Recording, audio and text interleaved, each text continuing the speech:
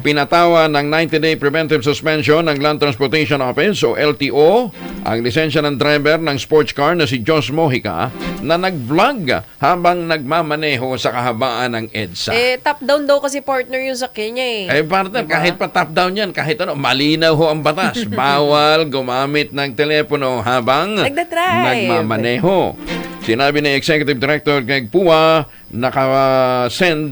pagkasend sa kanila ng isang netizen, mabilis na nakilala ang driver.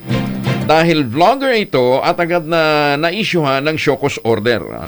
Sa inilabas na pahayag naman ni Mojica, kinumpirma nitong pinadalan siya ng show cause order ng LTO kasabay ng paghingi ng tawad at pag-ako sa responsibilidad sa kanyang ginawa.